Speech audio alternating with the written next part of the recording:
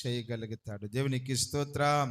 కాబట్టి అటు వాక్యాన్ని మనం వినుచున్నప్పుడు దయచేసి మీ ఏ పనున్నా దేవుడు దీనికి మించిన పని దేవుడు ఇస్తాడు. వాక్యాన్ని మనం ప్రాధాన్యత ఇస్తే దేవుడు మనలను దీవిస్తాడు. కాబట్టి వాక్యానికి మనం అందరం కూడా గౌరవిద్దాము. దేవుని యొక్క మాటలను మనము విందాం. 2వ దినవృత్తాంతాల గ్రంథము బైబిల్ యొక్క వాక్యంలోకి వెళ్దాం. 2వ దినవృత్తాంతాల గ్రంథము బైబిల్ యొక్క వాక్యంలోకి వెళ్దాం. 13వ అధ్యాయము 2వ దినవృత్తాంతములు 13వ అధ్యాయము. అందరు కూడా బైబిల్ తీసారా? 2వ దినవృత్తాంతములు 13వ అధ్యాయం 370 పేజీ. 20వ వచనాన్ని 21వ వచనాన్ని మొదటి వచనం మాత్రమే చదువుదాం అందరూ కూడా. అబియా బ్రతుకు కాలమున యెరోబాము మరలా బలము పొందలేదు. యెహోవా అతని మొత్తినందున అతడు మరణం నొందెను. అబియా వృద్ధి పొందెను. దేవుడి వాక్యము ద్వారా దేవుడు మనందరినీ దేవుడు బలపరచునుగాక. గట్టిగా ఆమేన్ చెప్దామా? అందరూ ఆమేన్ చెప్దామా? హల్లెలూయా. ఈ మాట అందరు చెప్తారా నాతో కలిసి? అబియా బ్రతికిన కాలమున యెరోబాము మరలా బలము పొందలేదు. యెహోవా అతని మొత్తినందున అతడు మరణించెను. అబియా వృద్ధి నొందెను. దేవుడి మాట ద్వారా దేవుడు బలపరచును గాక. ఈరోజు యవన బిడ్డలు 2 బిడ్డలు నా యొద్దకు వస్తే ఈ వాక్యాన్ని కొద్దిగా క్లుప్తముగా అందరికి అర్థమయ్యేలా తెలియపరుస్తాను.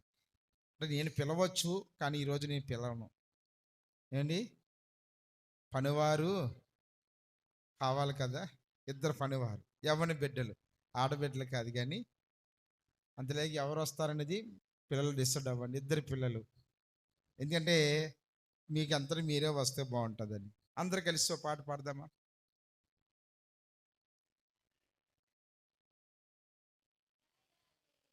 బయట ఉన్నవారు అందరూ లోపలికి వచ్చేసారు. యేసయ్యా నీ కృపలేని క్షణము, నీ దయలేని క్షణము నేను ఊహించలేను యేసయ్యా. అందరూ కూడా యేసయ్యా నీ కృప నాకు చాలయ్యా, నీ కృప లేనిదే నే బ్రతుకలేనయ్యా. యేసయ్యా నీ కృప నాకు చాలయ్యా, నీ కృప లేనిదే నే బ్రతుకలేనయ్యా. అందరూ చెప్పండి కొడుతూ నీ కృప లేని చెప్పండి కొడతామని చేతులు పైకెత్తి వాయిస్ నేను పాడాలి మనస్ఫూర్తిగా. నీ కృప లేని ప్రభువును మహిమపరిచే రీతిగా నేను ఊహించలేను యేసయ్యా. మా లౌకొత్తురులు మహిమను విడచి మహిలోకి దిగి వచ్చి మార్గముగా మారి మనిషిగా మార్చావు. మహినే నీవు మాధుర్యముగా మార్చి మాదిరి చూపి మరో రూపమిచ్చావు. మహిమను విడచి మహిలోకి దిగి వచ్చి మార్గముగా మారి మనిషిగా మార్చావు. మహినే నీవు మాధుర్యముగా మార్చి మాదిరి చూపి మరో రూపమిచ్చావు. మహిమలో నేను మహిమను పొందా, మహిమగా మార్చింది నీ కృప. మహిమలో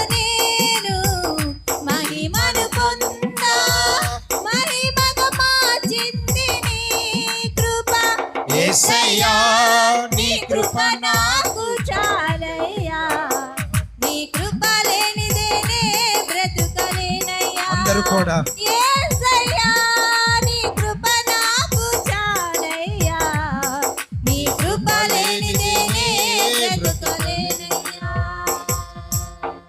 హల్లెలూయా హల్లెలూయా. నాతో కలిసి మాట అందరూ చెప్దామా? అభయ బ్రతుకు కాలమున యెరొబోము మరలా బ్రతకలేదు. అభయ అనే మాట దగ్గర, అభయ అనేటువంటి మాట దగ్గర లూక్ మెమోరియల్ చర్చ్ బ్రతుకున్న కాలమున సాతానుగాడు విజయము పొందలేడు. ఈ మాట అందరూ చెప్దాము నాతో కలిసి. లూక్ మెమోరియల్ చర్చ్ కాలమున, లూక్ మెమోరియల్ చర్చ్ కాలమున సాతానుగాడు మరలా బ్రతకలేడు. ఇంకో మాట చెప్పాలంటే మరలా బలము పొందలేడు. దేవునికి స్తోత్రం. హల్లెలూయా. ఇద్దరు వ్యక్తులు, మధు నానాదా నేనే పిలుచుకుంటుంది. ముందు ఎవడున్నాడు? ఎవరమ్మా? రానా, ఇద్దరు రండి. అనిల్ రా. ఒకరు ఇలా పైకి వచ్చు. ఇక్కడ ఒక నించోని ఇటుపక్క ఒక నించో. ఓకే, నీకు ఇద్దరు పేర్లు ఉన్నాయి. అబియా కావాలా, యెరొబోము కావాలా?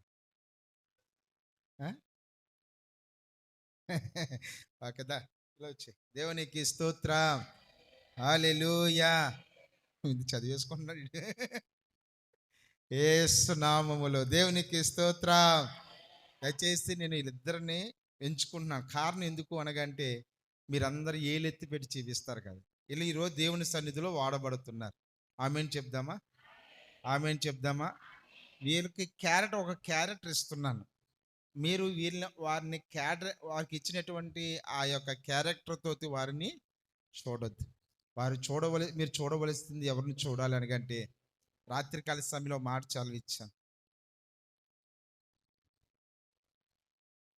యెహోవా సెలవిచ్చుచున్నాడు, ఆ ఇంటిలో భోజనము తరగదు కానీ ఆ ఇంట్లో ఏమవుతుంది? సమృద్ధి అయినటువంటి ఆశీర్వాదం. దేవునికి స్తోత్రం. ఎప్పుడు? ఆయన సెలవిచ్చినప్పుడు. దేవుడు సెలవిస్తే మన ఇంటిలో ఉన్నటువంటి ఆశీర్వాదము దేవుడు దినదినము దేవుడు దీవిస్తూ ఉంటాడు. దేవునికి స్తోత్రం. హల్లెలూయా. కాబట్టి ఇక్కడ ఇద్దరు వ్యక్తులు అడుగున్న క్యారెక్టర్ నీ ఇష్టమని అంటే బాగుండు. కాబట్టి ఆడు అడుక్కున్నాడు కాబట్టి ఆడికి ఆ క్యారెక్టర్ ఇవ్వను. ఏంటండి? వీడి పేరు యెరొబోము. ఏం పేరండి? అందరు చెప్పాలి. వీడి పేరు ఏం పేరండి? యెరొబోము. దీనికి యెరొబోము అనే మాటకు అర్థం ఏంటంటే బలిసినవాడు. అర్థం ఏంటండి? అందరు చెప్పాలా? అందరు చెప్పాలి. ఇది ఎవడు? మీ అర్థమయ్యే భాషలో ఏంటండి? ఎవడండి? బలిసినోడు అన్న మాట అంటారు కదా పోనీ. యెరొబోము అని అర్థం ఏంటండి? బలిసినవాడు. అబయ, వీడి పేరు ఏం పేరు? అమ్మో వెనకాల చెప్పాల. ఏం పేరమ్మా? అబయ. అబయ అనే మాటకి ఏంటంటే కన్న తండ్రి. ఏం పేరండి? అందరు చెప్దామండి. ఏం పేరండి? మీ అందరికి ఎవరంటే ఈయన తండ్రి. చూసే చాలా సన్నంగా ఉన్నాడు, చాలా ముసలోడు. ఏమండి? వీడి పేరు ఏం పేరండి? ఈ పేరు ఏం పేరండి? అబయ. అబయ అనే మాటకి ఏంటండి?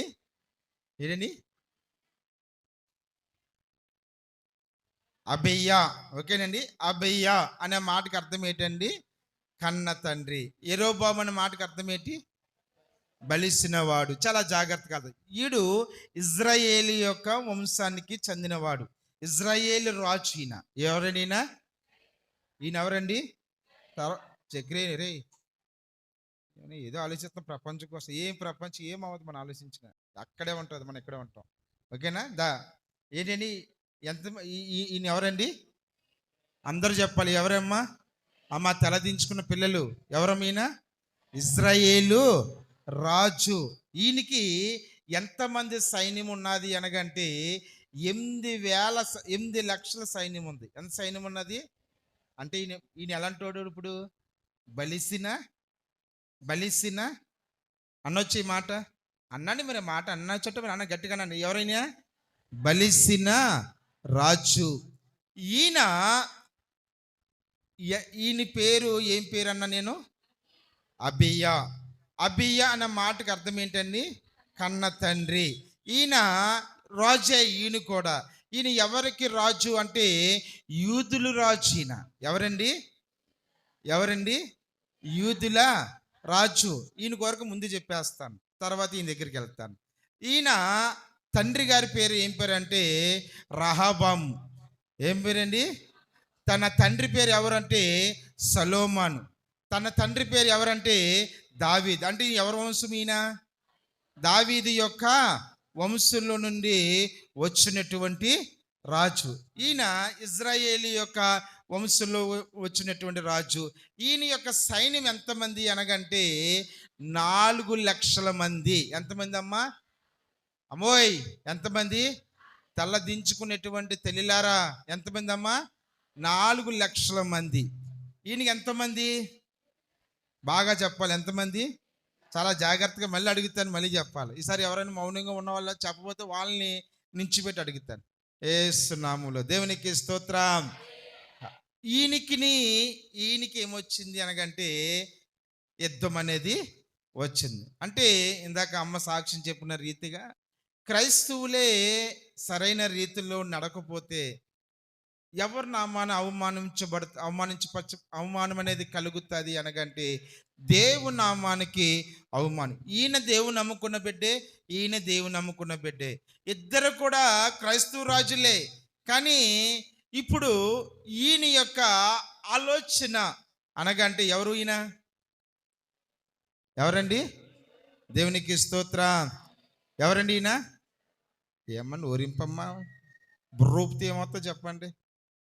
యేసు నామములో దేవునికి స్తోత్రం. ఎవరని? ఈయన పేరు యెరోబాము. ఈయన తన యొక్క ఆలోచించే తీరు, తన నడిచినటువంటి విధానము, తన పద్ధతి ఏమైపోయింది అనగంటే దేవుని యొక్క దృష్టిలో తనకు తానే అనుకున్నాడు, నేను ఎవరితోనైనా నేను యుద్ధానికి వెళ్ళొచ్చు, నేను ఎవరితోనే నేను పోరాడొచ్చు, నేను ఎవరితోనే నేను విజయం పొందుకోగలిగినటువంటి సైన్యము నాకు ఉన్నది అని అనుకున్నాడు. యెరోబాము యొక్క జీవితాన్ని మనం పరిశీలన చేసుకున్నట్లయితే దేవుని యొక్క వాక్యంలో కొన్ని మాటలు జ్ఞాపకం చేయాలని ఆశపడుతున్నాను. 13వ అధ్యాయము 3వ వచనాన్ని మనం ముందు చదువుకున్నట్లయితే అబియాకును యెరోబాముకును యుద్ధము కలగగా అబియా 4 లక్షల మంది పరాక్రమశాలుల సైన్యమును ఏర్పరచుకొని యుద్ధమునకు సిద్ధము చేసెను. యెరోబామును 8 లక్షల మంది పరాక్రమశాలులను ఏర్పరచుకొని అతని ఎదుర్కొని వారిని యుద్ధమునకు వ్యూహపరిచెను. దేవునికి స్తోత్రం. హల్లెలూయా. ఇప్పుడు అబియాకు ఇందాక నేను చెప్పి ఉండి ఉన్నాను, అబియాకు యెరోబామునకు యుద్ధము కలగగా ఆ యొక్క అబియా ఆయన యొక్క సైన్యము ఎంతమంది అని చెప్పానండి? ఎంతమంది అండి? పురుషులు చెప్పాలి. ఎంతమంది? పిల్లలు మీరు బాగా ఏ మ్యాథ్స్ టీచర్ ఎక్కడికి పోయాడు? లెక్కలు బాగా చెప్తాడు కదా. ఇటు ప్రసాద్ ఎక్కడికి వెళ్ళిపోయాడు? పెళ్లి చూపులకి వెళ్ళాడు. ఇప్పుడు ఉన్నాడా? ఓకే. దేవునికి స్తోత్రం. హల్లెలూయా. ఏమండి ఎంతమంది అండి? 4 లక్షల మంది. ఈ 4 లక్షల మంది అబియా తన సైన్యాన్ని ఎలా చేసుకున్నాడంటే ఒక మంచి యుద్ధానికి ఒక సమర్థులుగా వారిని నిలబెట్టుకున్నాడు. అలాగే యెరోబాము కూడా తనకున్నటువంటి 8 లక్షల మందిని కూడా ఆయన దేవుని సన్నిధిలో తన సైన్యాన్ని సిద్ధపరచుకున్నాడు. అయితే మరి యెరోబాము ఎందుకు ఓడిపోయాడు? అబియా ఎందుకు గెలిచాడు? యెరోబాము ఓడిపోవడానికి కారణం ఏంటి? యెరోబాము యొక్క జీవితంలో ఎందుకు వాటమి చెంది ఉండి ఉన్నాడో దేవుని యొక్క వాక్యము చదువుకుందాము. తర్వాత వాక్యములోకి వెళదాము. ఆ యొక్క 15వ వచనాన్ని చదువుకుందాం. అప్పుడు యోధావారు ఆర్భాటించిరి. యోధావారు ఆర్భాటించినప్పుడు యెరోబామును ఇశ్రాయేలు వారందరూ అబియా ఎదుటను యోధావారి ఎదుటను నిలవలేకుండానట్లు దేవుడు వారిని మ్రొత్తునందును ఇశ్రాయేలు వారు యోధావారి ఎదుట నుండి పారిపోయిరి. దేవుడు వారిని యోధావారి చేతికి అప్పగించినందున అబియాయును అతని జనులను వారిని ఘోరముగా సంహరించిరి. ఇశ్రాయేలు వారిలో 5 లక్షల మంది పరాక్రమశాలులు అతులయ్యారు. స్తోత్రం, హల్లెలూయా. ఇక్కడ వాక్యములో మనం చూసినట్లయితే ఇక్కడ యోధావారికిని ఇశ్రాయేలు వారికిని యుద్ధము జరిగి ఉండి ఉన్నది. ఎప్పుడైతే యుద్ధము ప్రారంభించిన దినము నుండి యెరోబాము తన యొక్క సైన్యానికి ఒక చక్కటి కొన్ని సూచనలు చెప్పాడు. ఏమని సూచనలు ఇచ్చాడు అనగంటే, ఇదిగో మనము 8 లక్షల మంది ఒకేసారి మనం యుద్ధముకు వెళితే ఒకవేళ యోధావారి యొక్క సైన్యము యూదులైనటువంటి సైన్యం ఏమవుతారంటే వారు పారిపోతారేమో. కాబట్టి ఒకేసారి జనసమూహముగా మనం వెళ్ళొద్దు. ఒక 4 లక్షల మంది కొంతమంది ముందు వెళ్ళండి. 4 లక్షల మంది ఏం చేయమన్నాడంటే వెనకకు వెళ్ళమన్నాడు. దేవునికి స్తోత్రం, హల్లెలూయా. అంటే ఆ యొక్క యెరోబాము ఆలోచన ఏంటంటే మన సైన్యం అంతా కూడా విడివిడిగా మనం వెళ్ళి మనం యుద్ధము చేస్తే మనం ఏం పొందుకుంటాం అనుకున్నాడు ఆయన? విజయము. దేవునికి స్తోత్రం, హల్లెలూయా.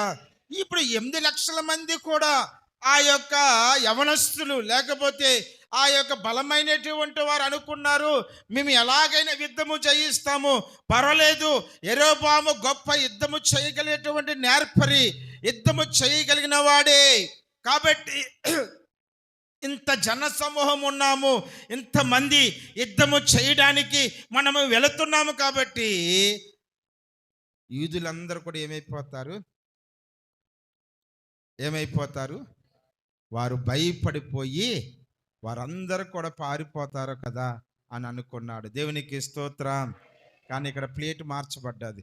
ఏమిటంటే 8 లక్షల మంది యుద్ధానికి వెళ్ళిన అందులో ఎంతమంది చచ్చిపోయారంట? హల్లెలూయా, హల్లెలూయా, హల్లెలూయా. 2 చేతులు పైకెత్తి దేవుని స్తుతిద్దాం. 5 లక్షల మంది చనిపోయారు వారు. అంటే 4 లక్షల మంది సైన్యముతో 8 లక్షల మంది సైన్యం వస్తే 8 లక్షల మంది సైన్యములో 5 లక్షల మంది చచ్చిపోయారు. కానీ ఈ 4 లక్షల మంది ఉన్నటువంటి సైన్యములో ఒక్కడు కూడా చనిపోలేదు. దేవునికి స్తోత్రం. ఎందుకు వారు చనిపోలేదు అంటే కారణము బైబిల్ ఒక వాక్యం ఇందాక మనం చదువుకునేటువంటి మాట ప్రకారంగా అబియా బ్రతికిన కాలమున యెరోబాముకి 8 లక్షల సైన్యమున్నా వారికి ఏమీ లేదంట. దేవునికి స్తోత్రం, హల్లెలూయా, హల్లెలూయా. నా దేవుని బిడ్డలైనటువంటి వారులారా, నా ప్రభు ఈ దినాన్ని సెలవిస్తున్న మాట ఏంటో తెలుసా? దేవుడు నీ పక్షమునుండగా ఎంతమంది శత్రువులు నీ చుట్టూ ఉన్నా విజయం ఎవరిది? ఎవరిదండి? దేవుని నమ్ముకున్నటువంటి దేవునికి స్తోత్రం, హల్లెలూయా. ఎందుకు అనగంటే వారు దేవుని మీద ఆధారపడ్డారు కాబట్టి, వారు దేవుని మీద విశ్వాసం ఉంచారు కాబట్టి, వారు దేవుని మీద నమ్మకం ఉంచారు కాబట్టి వారికి ఏమున్నది? వారికి బలం ఉన్నది. కానీ దేవుని మీద ఆధారపడి లోకరీతిగా ఆలోచిస్తున్నటువంటి వారికి ఏమి ఉండదు అనగంటే వారికి బలం అనేది ఉండదు. బలము పొందాలి అనుకున్నట్లయితే, ఆ బలమును మనం పొందుకోవాలని ఆశ మనలో ఉన్నట్లయితే మనం ఎవరి పక్షం నిలబడో తెలుసా? మనుషుల పక్షాన్ని కాకుండా. దేవునికి స్తోత్రం. అంతకు నువ్వు కూర్చోండి అన్న. ఏమండి ఏంటి? మనుషుల పక్షాన్ని కాకుండా కూర్చోక్కడ. మనుషుల పక్షాన్ని కాకుండా ఎవరి పక్షాన ఉండాలి? దేవుని పక్షాన ఉండాలి. దేవుని పక్షాన మనం ఉండగలిగితే మనం విజయం పొందుకుంటాం. ఒకవేళ నేను అంటాను, ఈ లోకపరమైనటువంటి మనుషుల యొక్క బలం వైపు మనం చూస్తే మనం ఏమైపోతాం తెలుసా? ఓటమి పొందుతాం. దేవునికి స్తోత్రం. యెరొబాము గొప్ప రాజే, యెరొబాము గొప్ప బలవంతుడే, యెరొబాముకి చక్కటి సైన్యం ఉన్నది. అందుకొరకే చాలా మంది తల్లిదండ్రులు తన కొడుకుల్ని ఏం చేశారు అనగంటే యెరొబాముకి అప్పగించేశారంట. యెరొబాము చిన్నతనంలోనే తన బిడ్డలు అప్పగించేసి, ఎప్పటికైనా యెరొబాము తర్వాత నా బిడ్డలు ఒకవేళ మేము ఇశ్రాయేలు వారిమే కాబట్టి ఆ రాజ్యమేమో అధికారమేమో ఒకవేళ చెప్పి అందరు కూడా ఎవరు నమ్మేశారు తెలుసా? ఎవరు నమ్మేశారండి? దేవునికి స్తోత్రం. హల్లెలూయా. యెరొబాము నమ్మేశారు. నాన్న నాకు నా కుమారునికి ఇచ్చేస్తున్నాను, ఇక నా భర్త నీకు అప్పగిస్తున్నాను, అయ్యా రాజా ఇగో నా బిడ్డలు ఇగో నీకు ఇచ్చేస్తున్నా, మా అల్లుడు నీకు అప్పగించేస్తున్నాను అని అందరూ అప్పగించేశారు.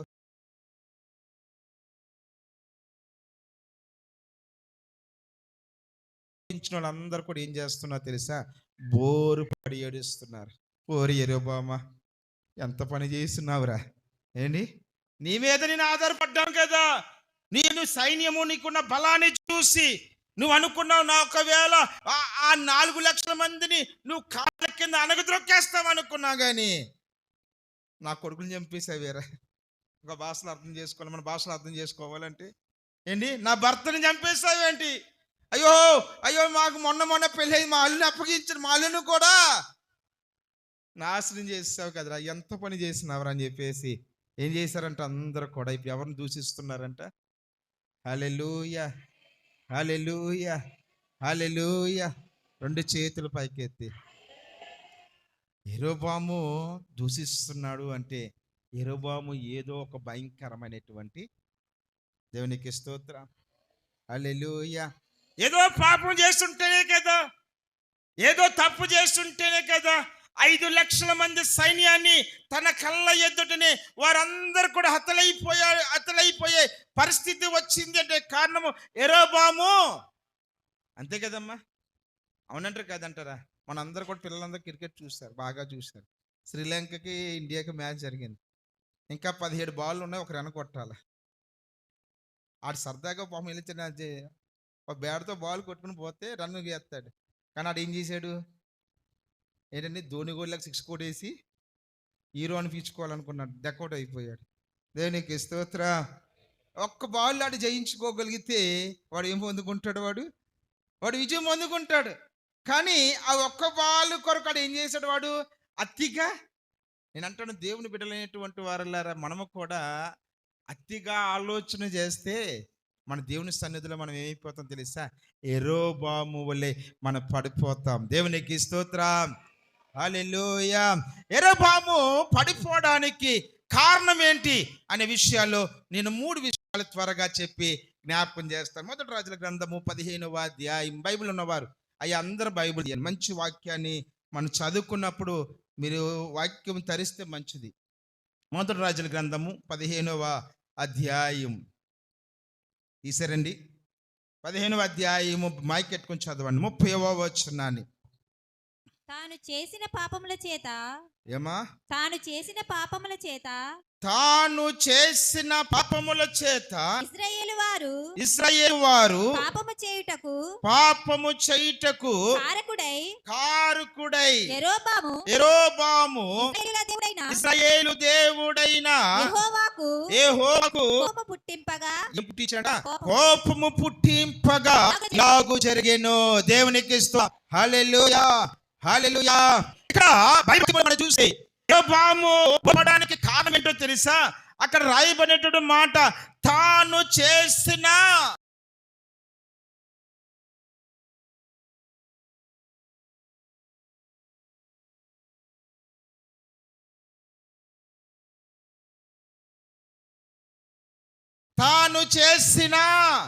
అందరూ మాట్లాడనమ్మా. మీరు చెప్తారే మాట్లాడతారనే, మాట్లాడడం పర్లేదు, డబ్బులు ఎవరు ఇవ్వద్దు, అందరూ మాట్లాడతాం. తాను చేసిన, అక్కడ రాయబడిన మన తాను చేసిన పాపముల చేత ఇశ్రాయేలీలు దేవుడైన యెహోవాకు ఏం పుట్టించారంట వారు? దేవునికి స్తోత్రం, హల్లెలూయా. ఇశ్రాయేలు వాడే, దేవుని యొక్క సంతానంలో వచ్చిన వాడే, యాకోబు సంతతి వాడే. కానీ ఆయన ఎవరి దృష్టిలో పాపం చేస్తున్నాడంట?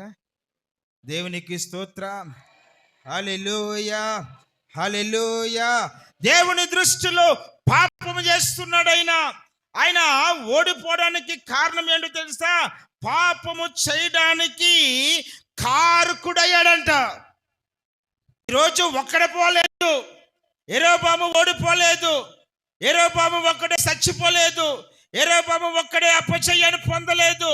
కానీ యెరోబాము నమ్ముకున్నటువంటి 5 లక్షల మంది ఏమైపోయారు? వారు హతులైపోయారు. 5 లక్షల మంది బిడ్డలు హతులైపోయారు. 5 లక్షల మంది సైన్యము చనిపోవడానికి కారణం ఏంటి అనగంటే, ఆయన తన వల్లే తన ప్రజలందరూ కూడా ఏం చేశారంట? పాపము చేయడానికి కారకుడయ్యాడంట. దేవునికి స్తోత్రం, హల్లెలూయా, హల్లెలూయా. ఆయన పాపము చేయడానికి కారణమయ్యాడు. ఏ పాపము అనగంటే, నీతిమంతులైనటువంటి వారిని పాపములోకి నడిపించాడు. ఆయన విగ్రహారాధన చేయించాడు. దోడలు నిలబెట్టి దేవుని ఆ యొక్క గోపురాలు పడగొట్టి దోడలకి ఏం చేయించాడు? ఆయన నమస్కారం చేయించి ఉండి ఉన్నాడు. దేవునికి స్తోత్రం, హల్లెలూయా. గట్టిగా ప్రార్థన స్తుతిద్దామండి. ఈరోజు నా దేవుని బిడ్డలైనటువంటి వారలారా, నా ప్రభు సెలవిస్తున్న మాట ఏంటో తెలుసా? యెరోబాము ఏ రీతిగా ఓటమి పాలవుతూ, ఏ రీతిగా బలము పొందుకోలేక అపజయాన్ని పొందుతున్నాడంటే కారణము ఆయన జీవితంలో తన పాపమే చేయకుండా తన వారిని కూడా పాపములోకి నడిపించడమే ఘోరమైనటువంటి. దేవునికి స్తోత్రం, హల్లెలూయా.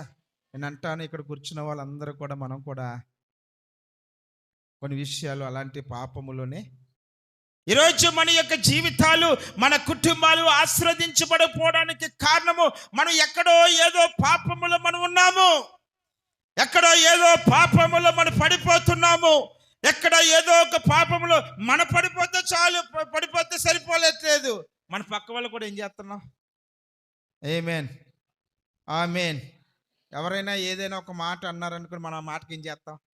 వెంటనే తోడుగా ఒక మాట జతకెళ్ళిపోతాం. అందులో మన వాళ్ళు ఇంకా చాలా స్పీడ్, స్పీడ్ ఏంటండి? 180 స్పీడ్. దేవునికి స్తోత్రం. అది కారణము రైటా రాంగా అని మనం ఆలోచన చేయటం లేదు.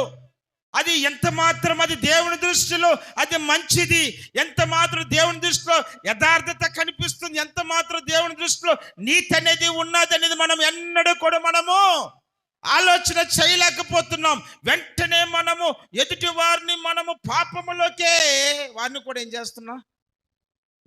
చేస్తున్నాము? ఆ పాపములోకే లాగేస్తున్నాం. దేవునికి స్తోత్రం. యెరోబాము ఓడిపోవడానికి కారణము అదే మెయిన్ కారణము. యెరోబాము ఓడిపోవడానికి కారణం ఎందుకో తెలుసా? ఆయన పడిపోకుండా తన వారిని కూడా ఏం చేశాడు? ఆయన పడిపోతే బాగుండు, ఆయన కొరకు ఆయన ఆలోచన చేయలేదు.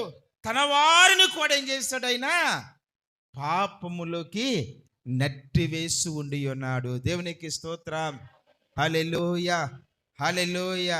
అంటే మీరు ఒక మాట అనొచ్చు, అయ్యగారు ఏం పాపం అండి, యెరోబాము ఏ పాపం చేశాడంటే, ఆయన చేసిన పాపం ఏంటో తెలుసా? నీతిమంతులు నీతి యొక్క మార్గములో నడిపించకపోవడము పాపం. వారు ప్రార్థన పరులు, వాళ్ళు ప్రార్థనలో ఉన్నవారు, ప్రార్థనలో దేవుని సన్నిధిలో భయభక్తులతో జీవిస్తున్నవారు, వాళ్ళ ప్రార్థన యొక్క గోపురాలను, వారి యొక్క ప్రార్థనలో ఉన్నటువంటి వారిని పడగొట్టి వారికి ఇందులో నడిపించాడు ఆయన విగ్రహ. ఆమేన్, హల్లెలూయా. మనం కూడా కొన్నిసార్లు ఏం చేస్తున్నాం తెలుసా? ఇలాంటి పాపములోనే, అయ్యా మీరే చెప్పాలి, ఇలాంటి పాపములోనే ఒక ఘోరమైన పాపం, ఒక్క పాపం చెప్పుకుందామా? ఒక ఘోరమైన పాపం ఏంటో తెలుసా? ఆదివారం 9:30 మనకు ఆరాధన. ఒకవేళ ఏమాత్రం ఒక మహాతల్లి ఉదయాన్నేమో ఇవాళ ఆదివారాన్ని త్వరగా వెళ్ళిపోవాలని చెప్పి త్వరగా బయలుదేరింది అనుకో, మనం ఏమంటాం తెలుసా? 10 గంటలకు వెళ్దాంలే. ఆ వెళ్ళి కానీ ఏం చేయాలా? వాళ్ళ పాటలకి ఈ పాటలకి చప్పట్లు. ఆదివారమే దిమ్మల మీద కూర్చొని మీటింగ్ పెడతాం.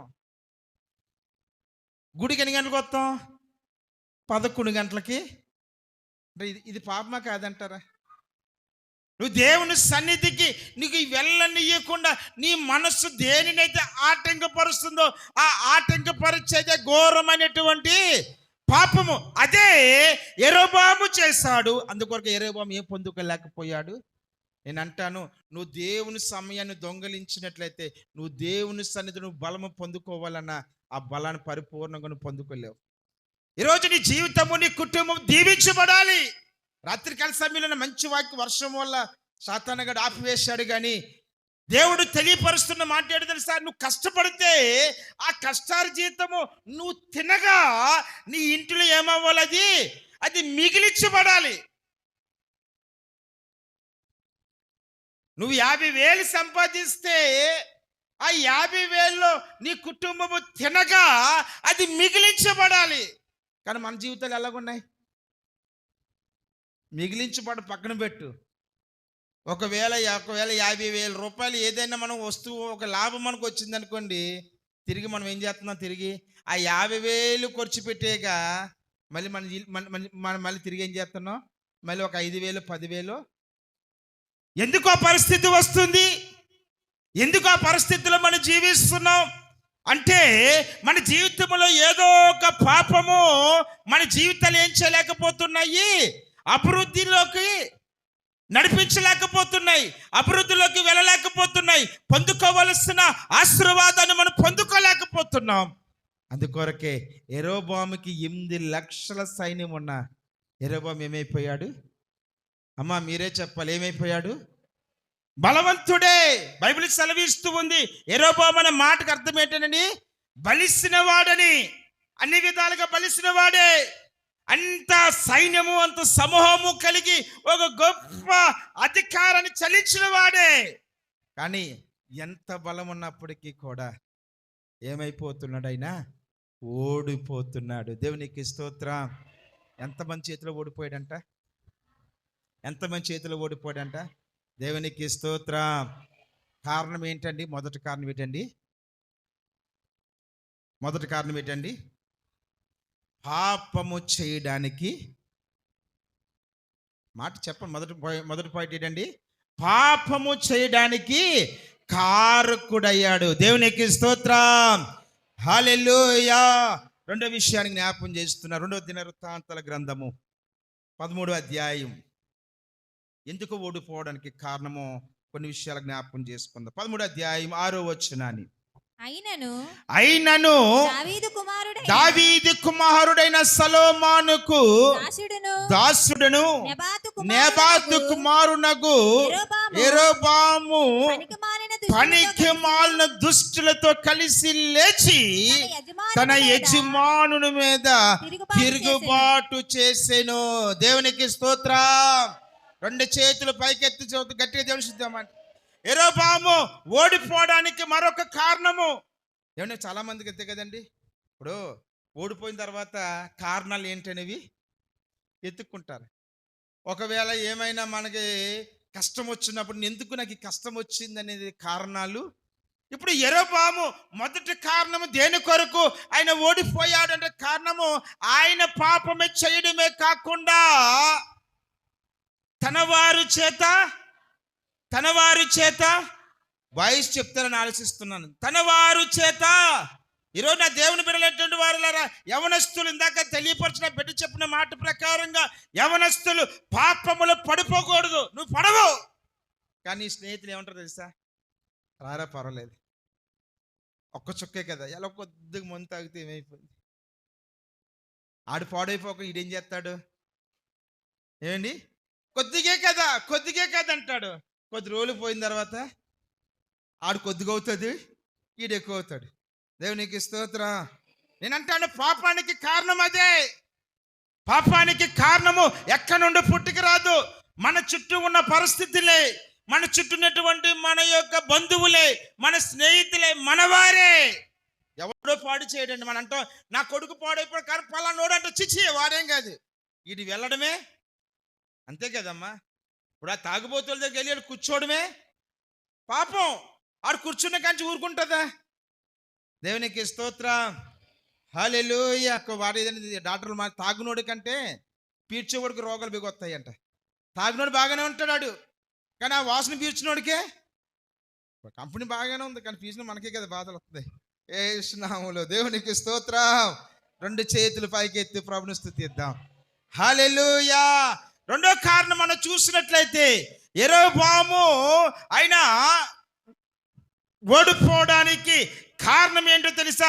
యెరొబోము పనికి మాలిన దుష్టులతో ఏం చేశాడంట? సహవాసము. దేవునికి స్తోత్రం, హల్లెలూయా. ఇంకో నేను రాసుకున్న మాట తెలుసా? యెరొబోము ఓడిపోవడానికి కారణం ఏంటి తెలుసా? దుష్టులతో సహవాసము చేసి తిరుగుబాటు చేయడం ద్వారా. ఏం చేయడం ద్వారా అంటే, ఇప్పుడు దుష్టులతో సహవాసం ఎలా ఉంటుందో తెలుసండి?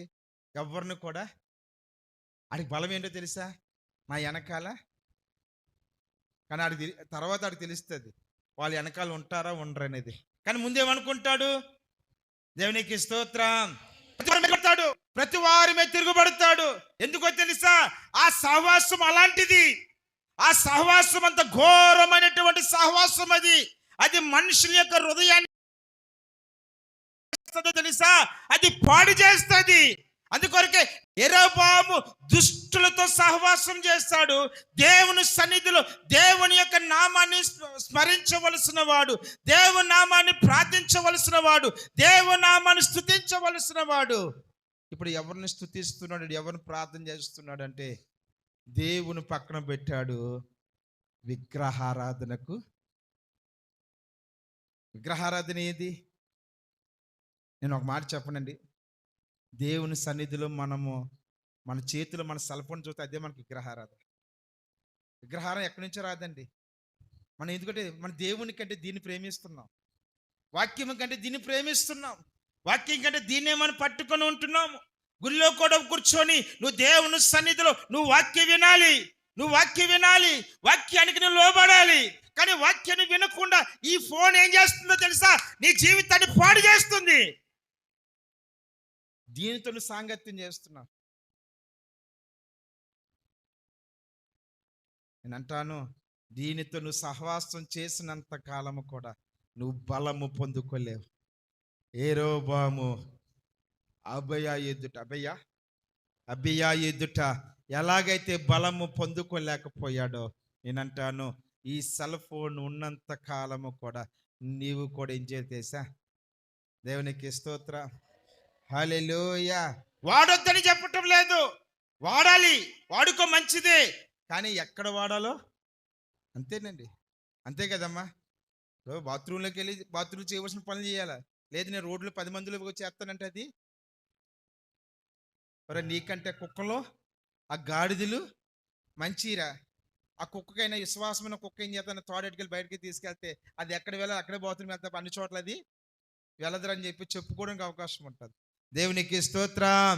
నేను అంటాను ఇది వాడడం మంచిదే, కానీ ఎక్కడ వాడాలో అక్కడ వాడితే మంచిది. నువ్వు దేవుని కంటే దీన్ని ఎక్కువగా నువ్వు ప్రేమించినట్లయితే నేను అంటాను ఇదే నీ జీవితాన్ని ఏం చేస్తా తెలుసా? నువ్వు ఓడిపోవడానికి. దేవునికి స్తోత్రం, హల్లెలూయా. నువ్వు ఓడిపోవడానికి కారణము ఇదే అవుతుంది. యెరొబోము ఓడిపోవడానికి కారణం ఏంటో తెలుసా? పనికి మాలినటువంటి దుష్టులతో స్నేహము చేయడం ద్వారా. దుష్టులతో స్నేహము చేసి ఎవరు తిరుగుబాటు చేశాడు? దేవుని తిరుగుబాటు చేస్తున్నాడు, దేవుని మీద తిరుగుబాటు వెళుతున్నాడు, దేవునితో పోరాడుతున్నాడు, దేవునితో ఆ చెడ్డ పనులు, ఆ చెడ్డ కార్యక్రమాల్లో ఆయన పాలు పంచుకుంటున్నాడు. కాబట్టి యెరొబోము ఏమైపోయాడంట? 8 లక్షల సైన్యము కలిగిన వాడు 4 లక్షల సైన్యం ఎదుట ఏమైపోయాడు? ఆయన ఓడిపోయి ఉన్నాడు. దేవునికి స్తోత్రం, హల్లెలూయా. అందుకొరకే బైబిల్ సెలవిస్తున్నమాట, చెడ్డ సహవాసము మంచి నడవడికి ఏం చేస్తుందంట? అది పాడు చేస్తుంది. నువ్వు చేసే సహవాసం, ఎవరితో సహవాసం చేస్తున్నావో. ఈరోజు ఫ్రెండ్షిప్ డే, ఈరోజు స్నేహితు దినోత్సవం అంటున్నాం. ఈరోజు ఒక్కొక్క కొటేషన్ మనం చదువుతూ ఉంటే అబ్బబ్బబ్బబ్బబ్బా, నిజమైన స్నేహితుడు ఇలాగ ఉండాలి, అలాగ ఉండాలి, ఒరే నువ్వు నాకంటే అదిరా ఇదిరా అని రకరకాల కొటేషన్ చదువుతాం. నేను అంటాను, కొటేషన్స్ బాగానే ఉంటాయి, కానీ నిజ జీవితములో ఆ సహవాసం మన జీవితాన్ని కడ వరకు నడిపిస్తుందో లేదో దేవునికి స్తోత్రం. అందుకొరకు ఒక మాట చదువుకుందాం. కీర్తనకాడు అంటాడు, 1వ అధ్యాయం 1వ వచ్చి మీ అందరు చెప్పిన మాటే. అందరు బైబిల్ తీద్దామా? అందరు వచ్చి కదా వచ్చినాము. దుష్టుల ఆలోచన చెప్పునా, పాపుల మార్గమున అపాసులు కూర్చున్న చోట కూర్చోడము. దేవునికి స్తోత్రం, హల్లెలూయా. అపాసులు కూర్చున్న చోట ఏం చేయకూడదంట? కూర్చుండక యెహోవా ధర్మశాస్త్రమందు ఆనందించుచు దివారాత్రులు ధ్యానించేవాడు. ఎవరిని ఆనందించాలా? ఎవరి దగ్గర ఆనందించాలా? ఎవరి దగ్గర ఆనందించాలా? అక్కడ రాయబడిన మాట. ఎక్కడ ఆనందించాలా? నీవు బైబిల్ ముందున్నప్పుడు నీ ముఖం ఎలాగుండాలా? ఏడు ముఖంతో ఉండకూడదు. యేసు నామములో వాక్యం వినబడుచున్నప్పుడు నీ హృదయంలో ఏముండాలి తెలుసా? పరిపూర్ణమైనటువంటి సంతోషం ఉండాలి. దేవునికి స్తోత్రం. ఎప్పుడు సంతోషం ఉంటుంది? నీలో చూడండి, మన వాళ్ళు చాలా మంది కూర్చున్నారు. కొంతమంది సెల్ ఫోన్ బానిసలు ఉన్నారు. వాళ్ళు బయటికి వెళ్ళిపోయారు. అప్పుడే వాళ్ళు కూర్చోలేరు. నేనంటే నాకు తప్పెట్లేదు. వాళ్ళు కూర్చోలేరు. వారి ఇంట్లో కూడా వారు ఉంటారా? ఇంట్లో ఉండరు. స్కూల్కి వచ్చి కాలేజీ రాగానే ఇమీడియట్లీ, ఒకప్పుడు స్కూల్ ఇంటికి రాగానే వాటి పిల్లలు ఏమనేవారు తెలుసా? చిన్నప్పుడు ఏమన్నారంటే, అమ్మమ్మ ఇంటికి వెళ్తాను, మేనత్త ఇంటికి వెళ్తాను, లేకపోతే బాబాయ్ ఇంటికి వెళ్తాను, అమ్మ నేను అలా పిల్లలతో ఆడుకుంటాను అనే రోజులు ఉండేవి. లేకపోతే వాళ్ళతో వెళ్ళి కొంచెం మాట్లాడి వస్తానని వారు. ఇప్పుడు ఎవరితో మాట్లాడుతున్నారు? ఇంటికి రావడమే బ్యాగ్ వెళ్ళి ఇసిరేస్తున్నారు. ఏమండి, ఎక్కడ పారిపోతున్నావు? ఏనన్నా అంటే మనం ఎవరితో స్నేహం చేస్తున్నాం? నా తండ్రి ఏమంటున్నాడు? నిజమైన స్నేహితుడు ఆయన విడవక. ఇది ప్రేమిస్తుందా? ఇది మన ప్రేమిస్తుందా? ఒరే చచ్చిపోతా ఇది ఎక్కడ కూడా ఎత్తడా భయమేస్తుంది. ఏమండి, ఈ మధ్యలో మా పాస్టర్ గారు పాపం గత శుక్రవారం జ్ఞాపకం చేశాను. వాళ్ళ నాన్నగారు పెళ్లి చేశాడంట. వాళ్ళ అమ్మగారు వాళ్ళ నాన్నగారు ఆయనే పెళ్లి చేశాడంట. రాంబోధపురమే పాస్టర్ గారు పెళ్లి చేశాడంట. పెళ్లి చేసి ఆడికి చక్కగా బాబు పుట్టబోతే 7 సంవత్సరాలు పిల్ల పుట్టదు, 7 సంవత్సరాలు ప్రార్థన చేశాడంట పాస్టర్ గారు. అయ్యగారి కంటే పాస్టర్ గారు ఉపవాసం ఎక్కువ ఉన్నారంట. అంటే ఆ భార్య భర్తల కంటే. ఆ ప్రార్థన చేత చక్కటి బాబు ఇచ్చాడంట. గుడికి రావడం అనేసాడంట. పాపం ఆయన ఆకలంటోడే కొద్ది ఆవేశం తట్టుకోలేక, మనోడే కదా, మన పిల్లోడే కదా అని చెప్పేసి, ఎవరు ఎదవ ఏరు గుడికి రాలేదు అన్నదట. ఏమన్నాడంట? ఎవరు ఎదవ ఏరు గుడికి రాలేదు అన్నాడట. రావాలి కదా చర్చికి అని చెప్పేసి అన్నారంట. ఈ మాట ఇంటికి మోసిపోయాడంట. ఇంటికి మోసిపోయి, ఆడు ఎవడు నన్ను ఎదవని. ఆడంటే ఆయన ఎవరు? ఆయన ఇంచుమించుగా 70 సంవత్సరాలు 65 సంవత్సరాలు ఉంటాయి వయసు. ఆయన వయసు 65 సంవత్సరాలు ఉంటాయి. ఆయన ఎవడు? ఆడు ఎవడు నన్ను ఎదవనడానికి? మరి ఈ ఫోన్ పెట్టుకొని గేమ్ ఆడినప్పుడు ఒరే చచ్చిపోతానంటే ఆడు చంపపోతే దున్నపోతూ పంది గాడిద చంపాలి కదరా. మరి అప్పుడు తిట్టేటప్పుడు నాకు పౌరుషం నీకు లేదా? ఆ టైంలో వాళ్ళు మాట్లాడుకుని మాటలు చూస్తుంటే, ఉదయం చూస్తున్నాను, చూస్తుంటే కుర్రలు చూస్తున్నప్పుడు ఏంటి ఆ టైంలో వాళ్ళు కేకలేసేసుకుంటారు, గొడవలు ఆడుచుకుంటారు. మరి ఆ తిట్టులో నేను బాధ పెట్టలేదా? అంటే దైవజనుడు చెప్పిన ఒక్క మాట నేను ఏం చేసింది? ఇప్పుడు విషయం ఏంటి తెలుసా? ఈడే అలా అంటాడు, నేను అది తట్టుకూడదు. ఇప్పుడు నేను తెలుసా, నాకు కొంతమంది కోపం వస్తాయేమో, నేను తట్టుకూడదు. ఓకేనండి, ఆడు అలాగ ఉండొచ్చు. ఆ తల్లిదండ్రులకైనా బుద్ధి ఉండాలా? ఏమండి పాస్టర్ గారు నా కొడుకుని ఎదవన్నారంట. నేనే నా కొడుకుని ఏ రోజు కూడా నేను ఏమనలేదు. దేవునికి స్తోత్రం, హల్లెలూయా. నేను ఎదవని అనలేదు. మీరు ఎదవంటారా అని చెప్పి తనని మానేసి, తన భార్య, తన తాత, తన మామ మొత్తం చచ్చందం మానేశారంట. మాకు ఆఖరి మంగళవారం మాకు ప్రార్థన ఉంటుంది. ఆ రోజు సేవకులు ఏడుస్తూ మాట చెప్తున్నారు, అయ్యా నేను అన్న మాట ఇది. తర్వాత వెళ్ళి సేవకుడి పని ఏంటండి? అయ్యా క్షమించండి అయ్యా, నేను తప్పుగా మాట్లాడున్నాను. అంటే బే మీరు ఎందుకు ఆ మాట అన్నారు, మిమ్మల్ని తగ్గు పెడతానన్నారంట. దేనికోసం? ఈ పాస్టర్ గారు ఎంత ఎద పని చేసి చెప్పండి. ఆయన చేసిన ఎద పని ఏంటి? ఆయన మాట్లాడే మాట ఏంటి? ఇప్పుడు సంఘం కొంతమంది, ఇందులో కొంతమంది టీం ఉంటుంది. ఇందాక మా ఫస్ట్ పాయింట్ జ్ఞాపకం చేశాను కదా. ఫస్ట్ పాయింట్ ఏంటండి? ఫస్ట్ పాయింట్ ఏంటన్నా? పాపము చేయడానికి కొంతమంది ఏం చేస్తారు, కారకులు అవుతారు. దానికి ఏం చేస్తారు తెలుసా? మిరగాయలు బాగా నూరుతారు, ఇంకా రెచ్చగొడతారు, ఇంకా నూరుతారు, ఇంకా నూరుతారు. ఆ కాస్త కోస్త సేవకుడి మీద ప్రేమ ఉన్నటువంటి వారి దృష్టిలో కూడా సేవకుని, అందుకొరకు ఇంకొక మాట చెప్పాను, లూక్ మెమోరియల్ చర్చ్ ఇంకొక మాట చెప్పాను, మీ నోటితో చెప్పించాను, చెప్పాలా? లూక్ మెమోరియల్ చర్చ్ ఎప్పటికీ బలము ఎవ్వరు కూడా పొందలేరు.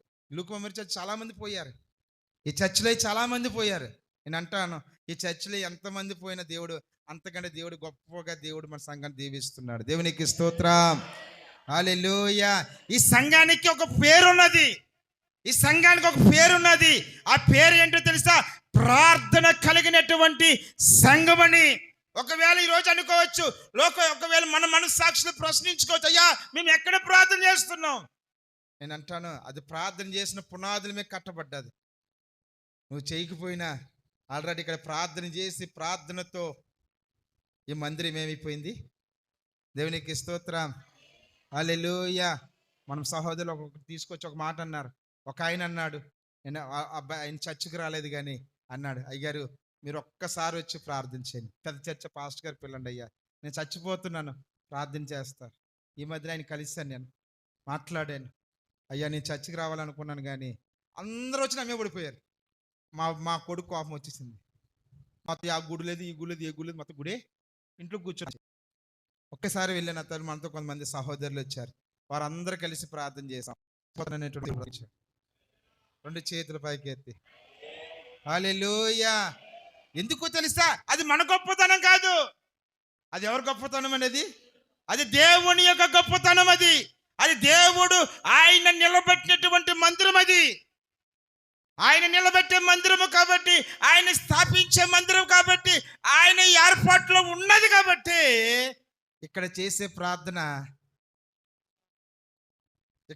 ప్రార్థన దేవుడు ఏం చేస్తున్నాడు? ఆయన ఇప్పుడు నమ్ముదాం అందరూ రెండు చేతుల పైకి ఎత్తి హల్లెలూయా. చెడ్డ నడవడిక మనిషిని ఏం చేస్తుంది? ఓడిపోవడానికి కారణం ఏంటో తెలుసా? తన నడవడిక చెడ్డగా ఉంది, తన ప్రవర్తన చెడ్డగా ఉంది, తన ఆలోచన చెడ్డగా ఉంది. ఈరోజు స్వామి నా దేవుడు సెలవిస్తున్న మాట ఏంటో తెలుసా? నీ నడవడిక ఎలాగున్నది? నువ్వు ఎవరితో స్నేహం చేస్తున్నావు? కొన్ని విషయాలు జ్ఞాపం చేసి, ఒక్క వచనం జ్ఞాపం చేసి నేను ముందుకు వెళ్తా. సామెతల గ్రంథం 13వ అధ్యాయం, చాలా విషయాలు రాశాను కానీ టైం అయిపోతుంది. 13వ అధ్యాయం 20వ వచనాన్ని, జ్ఞానుల సహవాసము చేయువాడు జ్ఞానము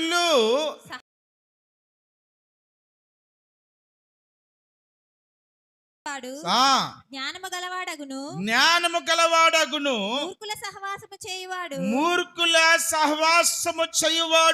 చెడిపోవును. ఏమైపోతాడంట? ఇక్కడ మంచి మాట రాశాడు ఆయన. ఏమన్నా తెలుసండి? జ్ఞానుల సహవాసము చేయువాడు జ్ఞానము గలవాడు అయినట. మూర్ఖులతో సహవాసం చేసినవాడు. ఈరోజు నీ సహవాసం ఎవరితో చేస్తున్నావు? ఒకసారి ప్రశ్నించుకుందామా?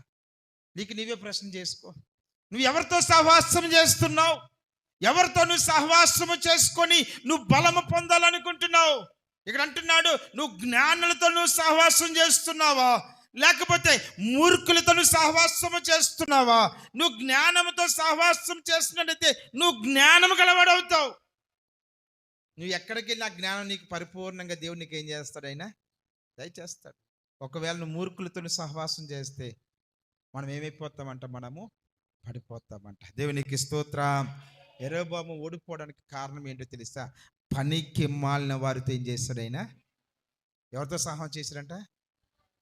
సహవాసం చేశాడంట? పనికి మాలినటువంటి వారితో. మూడో విషయాన్ని జ్ఞాపం చేస్తాను.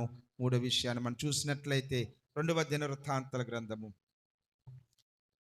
యెరొబెయాము ఓడిపోవడానికి కారణం 11వ అధ్యాయం. 11వ అధ్యాయం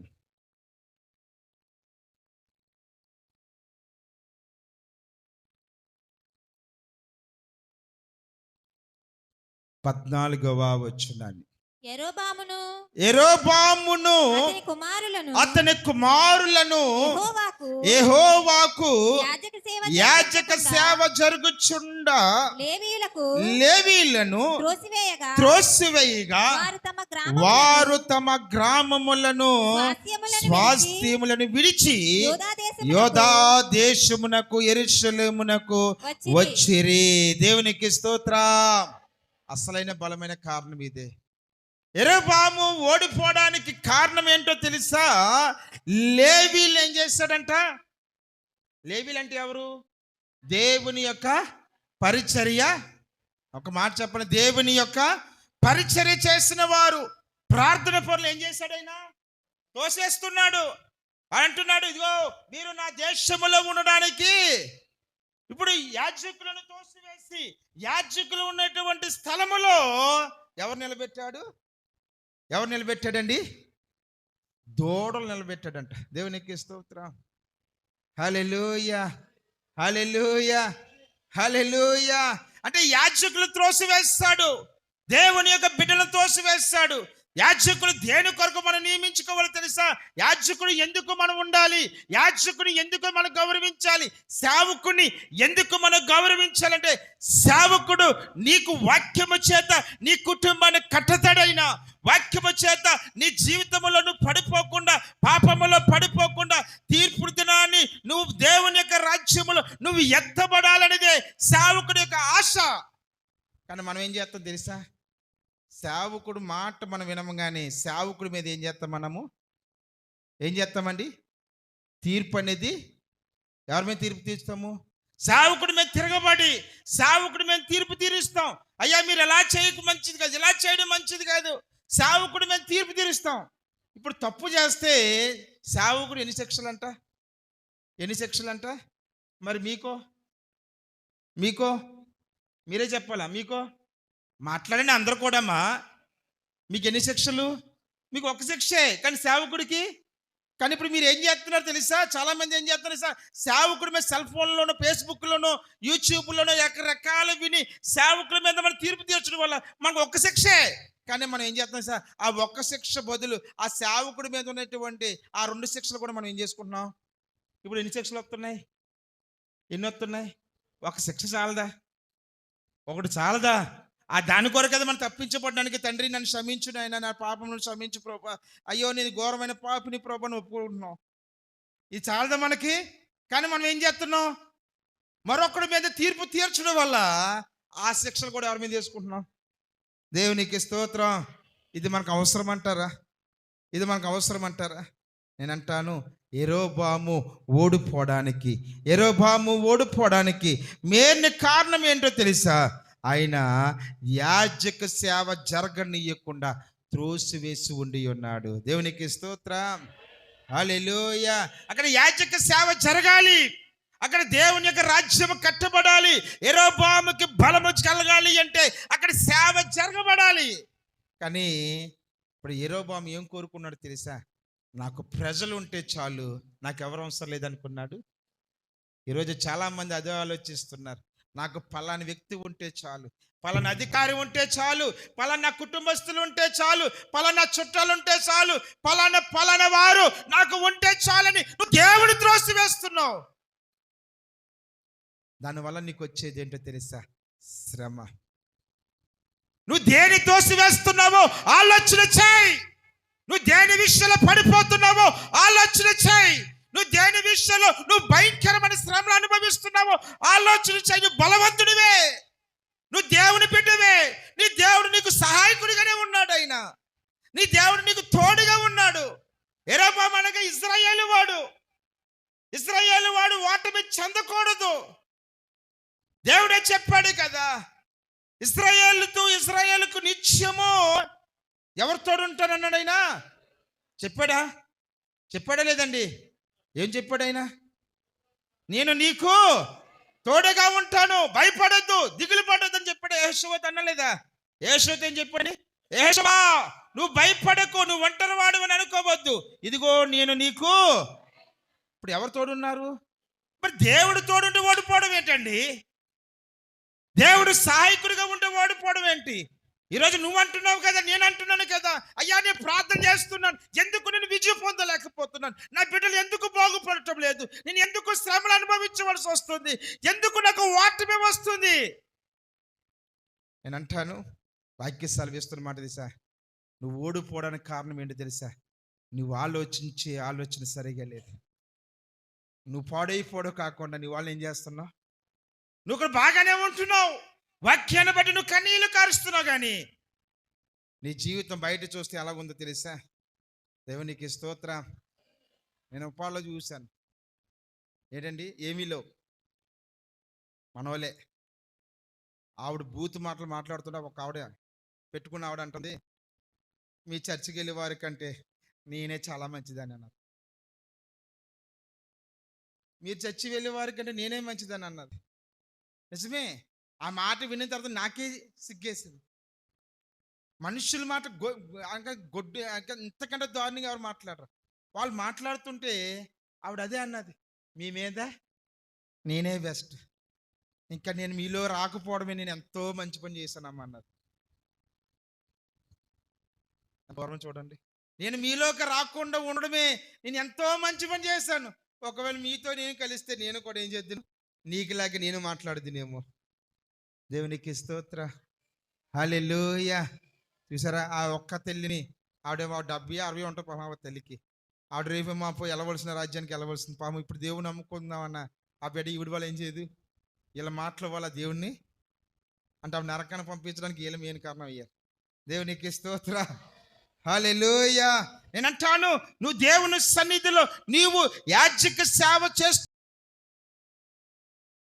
దేవుని సేవలో నువ్వు జ్ఞానవంతుడివైనా, నువ్వు జ్ఞానవంతురాలువైనా, నువ్వు దేవుని సన్నిధిలో నువ్వు ఎలా ఉండాలో తెలుసా? ఇక్కడ బలిపీఠం మీద ఎవరు నిలబడినా వాళ్ళ యాజక ధర్మం చేసిన ఆ యాజకుడి యొక్క మాట ఏం చేయాలా? ఉజ్జియా ఎక్కడికి ఎక్కాడైనా? బలిపీఠం ఎక్కాడు. యాజక ధర్మం చేయాలనుకున్నాడు. ఆయన పని కదా. ఆయన ఎవరైనా, ఆయన యూదులకి రాజు అయినా రాజ్యాధికారము చేయాలి, కానీ పరిపాలించాలనుకున్నాడు. ఏం చేశాడు ఆయన? ఏం సంపాదించుకున్నాడండి? ఏం సంపాదించుకున్నాడు? ఆస్తిని సంపాదించుకున్నాడా? ఆస్తి దేవుడు ఇచ్చాడు. ఆ రోజు వచ్చినటువంటి ఆ కాணிక పెట్టెలో ఉన్న కాணிకలను చూశాడు ఆయన. ఆ కాணிకలు తీసుకోవలసింది ఎవరంటే లేవీలు. చూద్దాం ఒకసారి బైబిల్ గ్రంథం, ఇది మాట రైట్ రాంగో చూద్దాం. ఒక మాట చెప్పి మీరు వెళ్ళిపోయినాను, టైం అయిపోయింది. ఓకే, ఇంకా వీరి కోసం చెప్దాం అనుకున్నాను, అయిపోయింది. వచ్చేవారు వీలైతే దేవుని యొక్క వాక్యం చూద్దాం. ఒక్క మాట చెప్పి నన్ను కూడా కింద దిగానన్న. ఏమండి? లేవి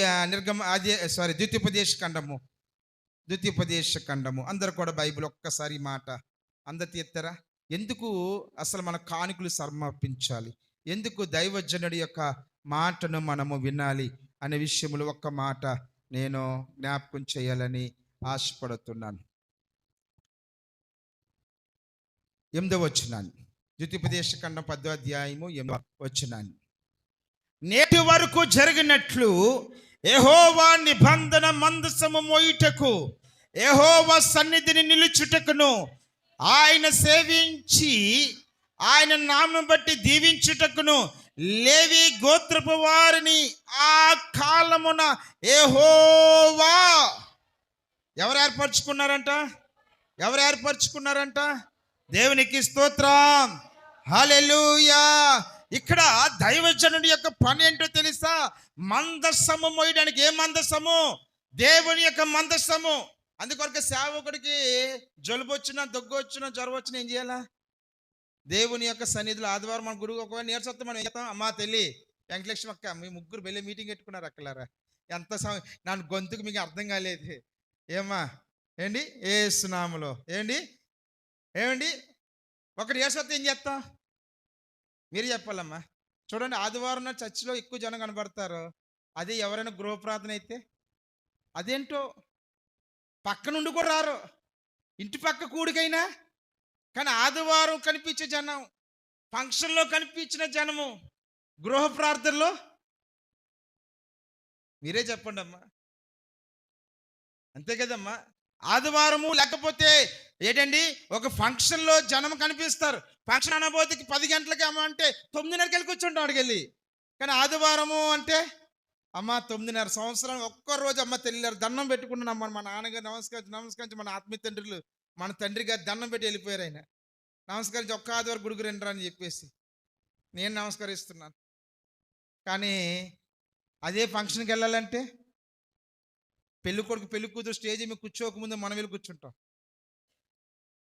ఆ పెళ్లి పీటల మీద కూర్చోకముందే ఏంటి ఎక్కడైనా ఫంక్షన్ 4 గంటల ఫంక్షన్ అంటే 2 గంటల నుంచి అడవడి ఏమండి. మరి దేవుని మందిరం అంటే ఆదివారం ఆరాధన అంటే ఇది ఎవరి పని తెలుసా? ఇది దేవుని పని. నువ్వు చేసే పని ఎవరిదండి? నువ్వు సమయానికి వస్తున్నావు అంటే నువ్వు ఎవరి దృష్టిలో నువ్వు లిఖితం అవుతున్నావు తెలుసా? మనుషుల దృష్టిలో కాదు, దేవుని దృష్టిలో. నా దేవుడు నిన్ను బట్టి ఏం చేస్తాడు తెలుసా? తన దూతలు నాట్యం వేస్తాయి అంట. హల్లెలూయా, హల్లెలూయా. దేవుడు ఆనందిస్తాడు, దేవుడు నిన్ను బట్టి సంతోషిస్తాడు. ఇదిగో పలానా వ్యక్తి, పలానా బిడ్డ, పలానా సహోదరి, ఇదిగో నా దేవుని మందిరానికి సమయమునకే ప్రార్థనలు మొదటి ప్రార్థన వచ్చి పాలు పంచుకున్నది. ఏ రోజైనా అటెండెన్స్ వేయించుకున్నామా? డోక్రా మీటింగ్ 10 గంటల కంటే 10 గంటలకు అట్టయిన రీతిలో ఏ రోజైనా ఒక సమయం లేట్ అయితే డోక్రా ప్రెసిడెంట్ ఏం చేస్తుంది?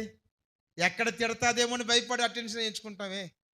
ఎగ్జాంపుల్ చెప్తున్నాను, దయచేసి తప్పుగా అర్థం చేసుకోకండి. ఏంటి పలానా మీటింగ్, పలానా నాయకులు మీటింగులు అంటే టయానికి వెళ్తాం. ఏ దేవుడు అంటే చులకనా? దేవుడు అంటే ఎటకారమా? దేవుని సన్నిధి అంటే హేళనా? నేనంటాను ఇది దేవుని సన్నిధి. ఇది లెక్క నీ జీవితాన్ని పరిపూర్ణంగా ఇందాక వాక్యం చదువుకున్నాం. ఇందాక మనం చదువుకున్న బాల్య వయస్సు నుండి వృద్ధాప్యం వరకు ప్రతి దినము నేను కాపాడవలసిన వాడు ఎవడో తెలుసా? ఎవడు కాపాడాలండి? ఎవడు కాపాడలే. కన్నా తండ్రి కాపాడలేరు, కన్నా బంధువులు కాపాడలేరు, స్నేహితులు కాపాడలేరు, ఎవడు కాపాడలేడు. నేను అంటాను నిన్ను నిశ్చయము కాపాడవాడు ఒక్కడే ఉన్నాడు. ఆయన ఎవరు తెలుసా? ఆయన అన్నాడు కదా, ఎలా కాపాడుతున్నాడండి? కన్ను రెప్పవలే. మనం వదిలేసి ఎన్నిసార్లు కన్ను రెప్ప వేసాం మనకు తెలియదు. కన్ను రెప్పవలే దేవుడు ఏం చేస్తాడన్న రెప్ప తెరిచిన తర్వాత ఏం జరుగుతుందో, రే అక్కడ ఏదో జరిగిందని చూడమో కన్ను రెప్ప పడిపోయి నాకు తెలియలేదు అంటాం.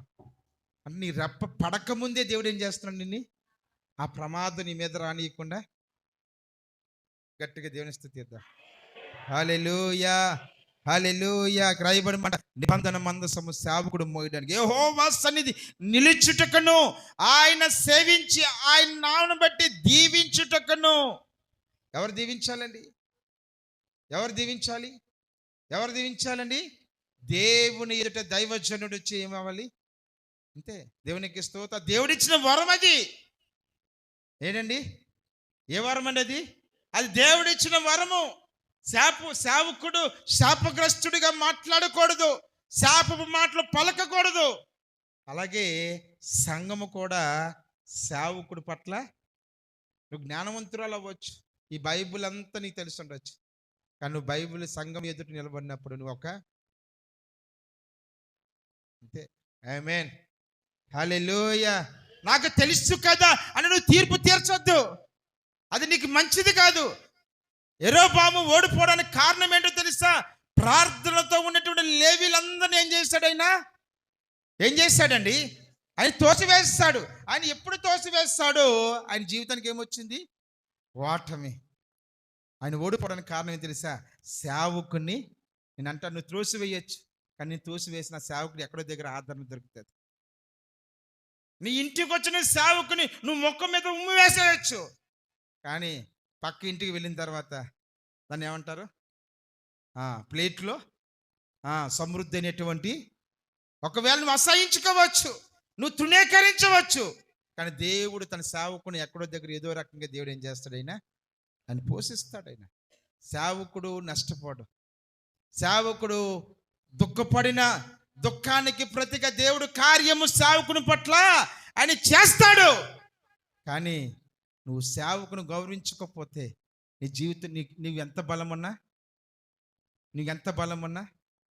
అబియా ఎదుట యెరోబాము యొక్క బలం ఏమైపోయింది? సరిపోలేదు. 8 లక్షల మంది ఉన్నారు. ఏమండి, 8 లక్షలు ఉన్నారు.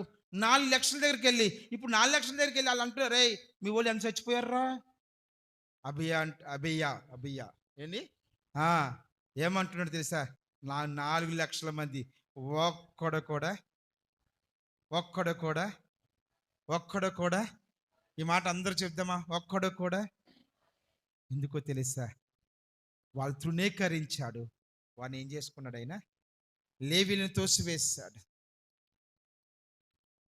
పరిచారికులు తోసివేశాడు, ప్రార్థన గోపురాలు తోసివేశాడు, ప్రార్థన యొక్క పునాదులు తోసివేశాడు. తను ఏం చేసుకున్నాడు తెలుసా? ఏం చేసుకున్నాడు ఆయన? తన దగ్గరికి, దేవునికి స్తోత్రం, హల్లెలూయా. ఇప్పుడు అబియా గెలవడానికి కారణం ఏంటి తెలుసా? తన వెనకాల ఎవరున్నారు? నేను అంటాను, ఏ ఇంటిలో ప్రార్థన పరులు ఉంటారో ఆ ఇంటిలో తన బిడ్డలు గొప్ప విజయం పొందగలుగుతారు. నేను అంటాను, ఈరోజు నీ బిడ్డలు విజయం పొందుకోకపోవడానికి కారణం ఏంటో తెలుసా? నీలో ప్రార్థన లేకపోవడం. నీ కుటుంబానికి ఆశీర్వాదకరంగా ఉండకపోవడానికి కారణం ఏంటో తెలుసా? నువ్వు ప్రార్థన లేకపోవడమే. వారు వెనకబడిపోవడానికి కారణం ఎవరో తెలుసా? నీలో లోపం ఉంది. ఆ ప్రార్థన నీలో లేకపోవడమే. అయ్యా నేను ప్రార్థన చేస్తున్నాను అన్నావు, ఏమున్నాయి? చాలా లోపాలు ఉన్నాయి, చాలా గోపురాలు ఉన్నాయి. గోపురాలు మళ్ళీ కట్టుకోవడానికి ప్రయత్నించి, ఆ గోపురాలు మళ్ళీ కట్టుకోవడానికి ప్రయత్నించి, అవి మళ్ళీ నిర్మించుకోవడానికి ప్రయత్నించి, నువ్వు నిర్మించుకోగలిగితే అబియా ఒక్కడు కూడా ఏమవలేదు. నేను అంటాను, నీవు ఒక్క ఓటమి కూడా నుంచుకోవాలి. ఒక ఓటమి కూడా ఎద్దకు దేవుడు రానియడు. ఒక ఓటమి కూడా నువ్వు పొందుకోలేవు. ఒక ఓటమి బట్టి నీ కుటుంబం దుఃఖపడదు. ఎందుకో తెలుసా? నీ పక్షాన ఉన్నవాడు ఎవడు? నీ పక్షాన ఉన్నవాడు ఎవడు? నీ పక్షాన ఎవరు ఉన్నారండి? యెహోవాయే. గత దినాన్ని జ్ఞాపకం చేస్తాను. ఆశ అన్నాడు కదండి. ఆశ ఎవరండి? అబియా కుమారుడు. అది మనం జ్ఞాపకం చేస్తాను. ఆశ అన్నాడు కదా 15వ అధ్యాయంలో మనం చూసినట్లయితే, యెహోవా నా పక్షం నుండగా నాకు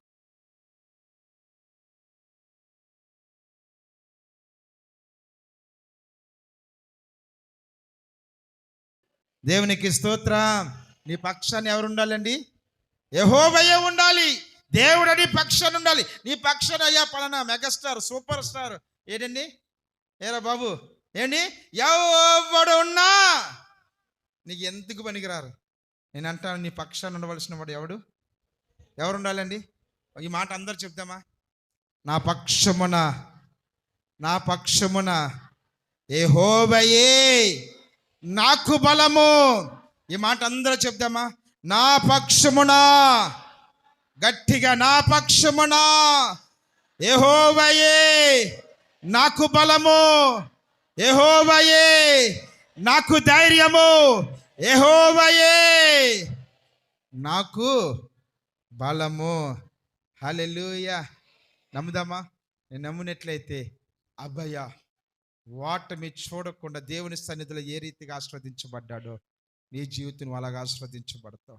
యెరోబాము లాంటి వారు ఎంతమంది నీ జీవితాలు పాడు చేసుకున్నా నువ్వు అభయలాగా నువ్వు నిలబడగలిగితే, నేను అంటాను, యెరోబాము లాంటి వారిని కూలగొట్టి విజయము దేవుని పక్షాన్ని ఇవ్వబోతున్నాడు. అటు విజయము దేవుడు మనకి, మన కుటుంబాలకు, దేవుడి యాగస్నాలంతా కూడా దేవుడు దయచేయును గాక.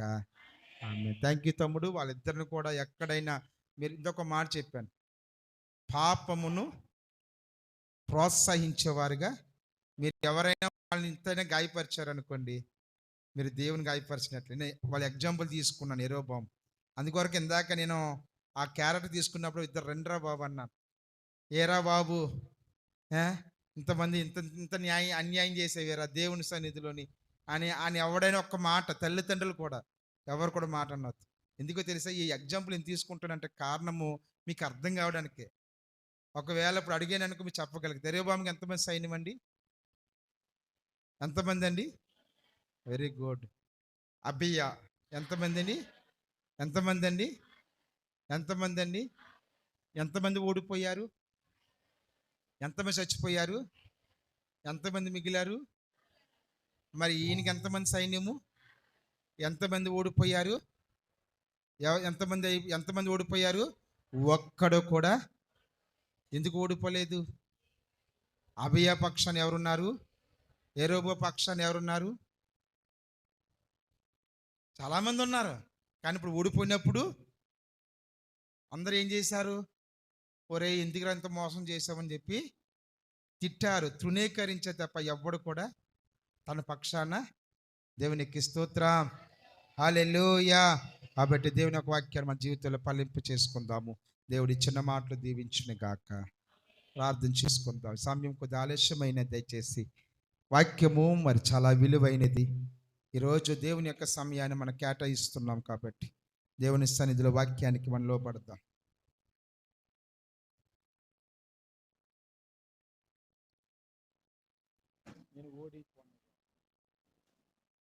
నేను ఓడిపోను.